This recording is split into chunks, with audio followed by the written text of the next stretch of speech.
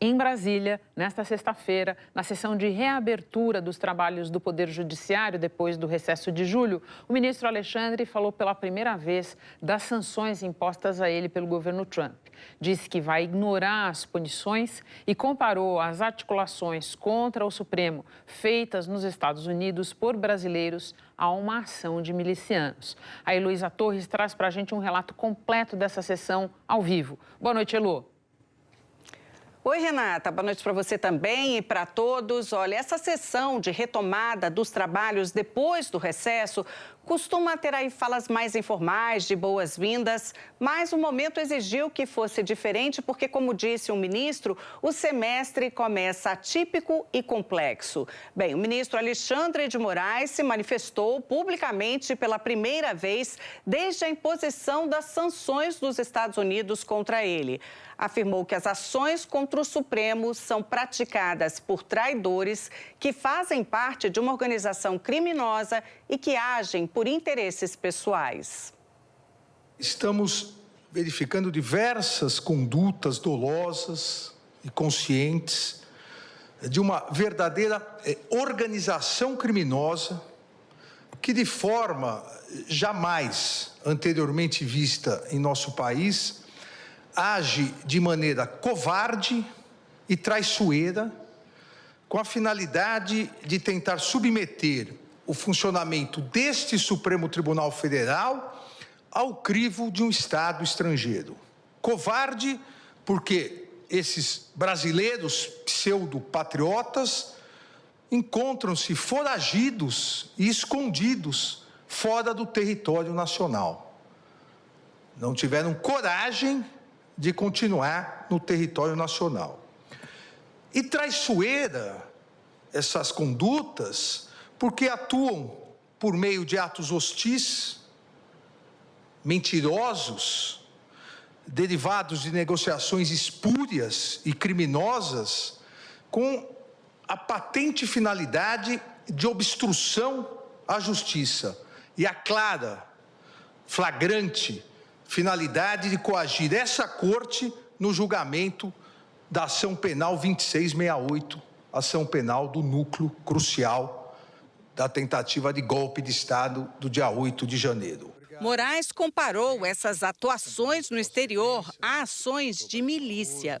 A mais característica criminosa dessa verdadeira organização miliciana, ao fazerem as postagens, dizem: ainda há tempo caso você aceite a torpe coação. Acham que estão lidando com pessoas da laia deles, acham que estão lidando também com milicianos, mas não estão. Estão lidando com ministros da Suprema Corte Brasileira. O ministro ainda citou ameaças feitas à cúpula do Congresso como mais uma forma de chantagem para tentar livrar os investigados. Ameaças aos presidentes das casas congressuais brasileiras sem o menor respeito institucional, sem o menor pudor, sem a menor vergonha, na explícita chantagem para tentar obter uma inconstitucional anistia. Moraes também afirmou que vai ignorar as sanções da Lei Magnitsky. O rito processual do Supremo Tribunal Federal irá ignorar as sanções praticadas. Esse relator vai ignorar as sanções que foram aplicadas e continuar trabalhando como vem fazendo, tanto no plenário quanto na primeira turma, sempre de forma colegiada. Esta corte vem e continuará realizando sua missão constitucional, e, em especial, nesse segundo semestre, realizará os julgamentos e as conclusões dos 4 núcleos das importantes ações penais relacionadas à tentativa de golpe de Estado de 8 de janeiro de 2023. Elo, o ministro Alexandre não foi o único a falar nesta sessão que acabou funcionando como um desagravo a ele e uma reafirmação da autonomia do tribunal. Pois é, Renata, outro discurso foi do presidente do Supremo, ministro Luiz Roberto Barroso. Ele fez um histórico dos golpes e tentativas de ruptura institucional desde o início da República. Também relatou os diversos acontecimentos a partir de 2019, citou os acampamentos golpistas e a invasão às sedes dos três poderes. Destacou a legalidade das ações penais em andamento no Supremo e elogiou a conduta de Moraes. Todos os réus serão julgados com base nas provas produzidas, sem qualquer tipo de interferência, venha de onde vier. Faz-se aqui o reconhecimento ao relator das diversas ações penais, ministro Alexandre de Moraes, com inexcedível empenho, bravura e custos pessoais elevados, conduziu ele as apurações e os processos relacionados aos fatos acima descritos. Nem todos compreendem os riscos que o país correu e a importância de uma atuação firme e rigorosa, mas sempre dentro do devido processo legal. Em meio a muita incompreensão, contribuímos decisivamente para preservar a democracia. Quem ganha as eleições, leva.